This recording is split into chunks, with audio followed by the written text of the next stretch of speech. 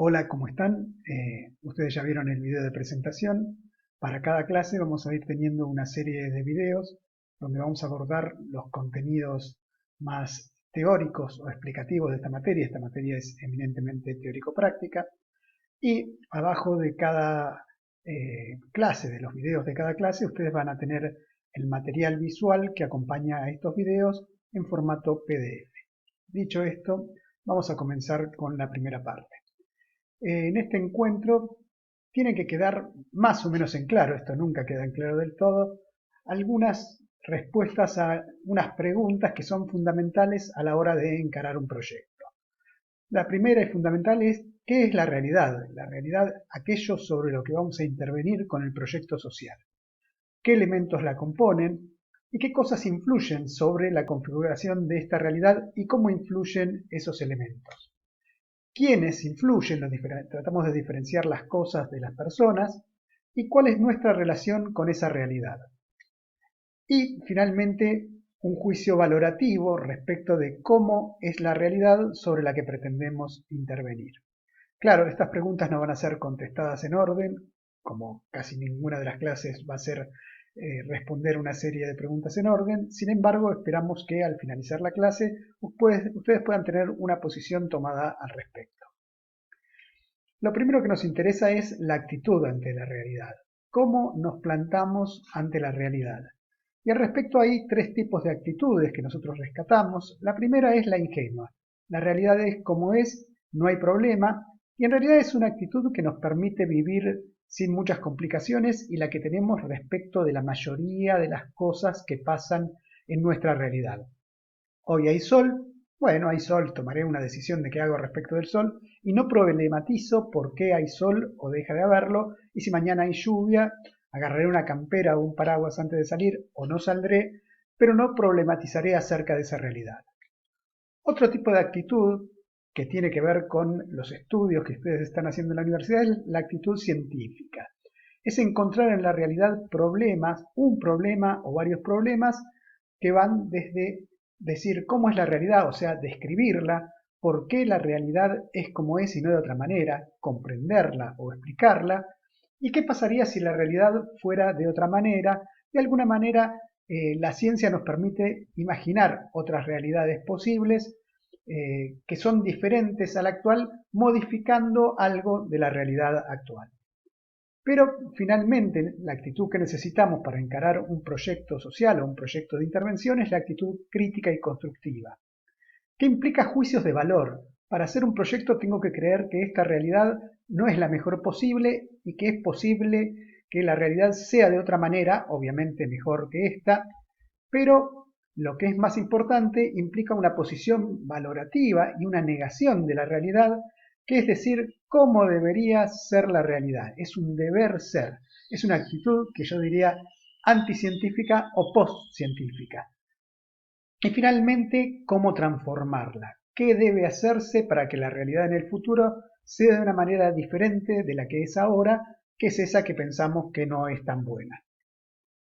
Hay veces que uno para hacer esto tiene ciertos problemas. Uno no puede criticar o mejorar la realidad sin describirla y mucho menos sin comprenderla. Por eso es necesario antes saber cómo son las cosas en la realidad, pero también puede ser que no sepamos cómo tendrían que ser, que sepamos cómo son y no sepamos cómo tendrían que ser.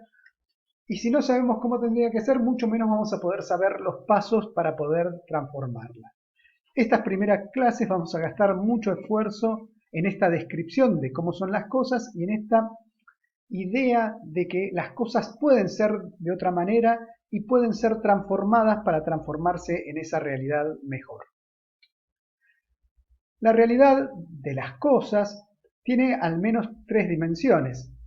La realidad como es, que siempre es una descripción crítica y sesgada de la realidad, no es que vemos la realidad como una cosa objetiva, una foto, sino que la estamos mirando desde cierta perspectiva, con ciertos intereses. Las cosas como tendrían que ser, el deber ser de la realidad, que tiene al menos dos versiones. Las cosas como deberían ser y las cosas como podrían ser. Del deber ser al poder ser suele haber una distancia que también se encuentra entre la realidad como es y la realidad como podría ser. Esto lo vamos a llamar en el curso lo real, lo ideal y lo posible. Entonces, el problema es que cuando uno interviene sobre la realidad, la intervención es la base de un proyecto social, lo que trata de hacer es actuar sobre la realidad para que ésta se transforme, para que sea de una manera diferente a lo que sería si no se hubiera actuado o si no se hubiera intervenido. O sea, acercar lo real a lo ideal, visualizando lo posible e instrumentalizando los medios disponibles para alcanzarlo. Esto de los medios disponibles es una cosa sumamente importante que tiene que ver con el realismo de cualquier intervención, porque podemos imaginar muchos ideales, pero solo podemos alcanzar lo posible. Aquí rescato la frase con la que terminamos el encuentro anterior.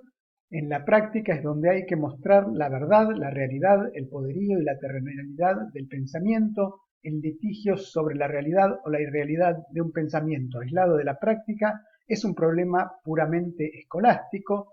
Recordamos cómo terminaba esto: conocer para transformar es el sentido último de todo acto de conocimiento, y esta frase se la debemos a Karl Marx.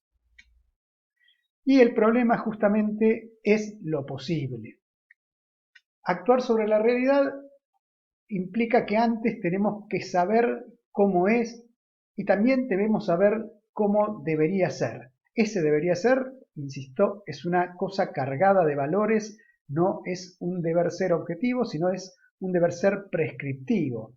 Por ejemplo, ¿cuánto debería ser la indigencia, o sea, las personas que no alcanzan con sus ingresos la canasta básica alimentaria? Los indigentes son los que pasan hambres. Bueno, la indigencia debería ser cero en una sociedad como la Argentina, que produce alimentos para más o menos 10 veces su población.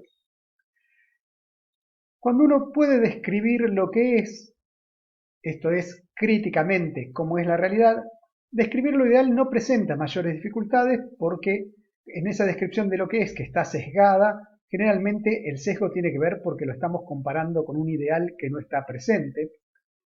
El problema de lo posible es que lo posible es la promesa del proyecto, y es una promesa que se hace ya sea a la institución que lo patrocina, lo financia, pero también es una promesa que se hace a la población objetivo del proyecto.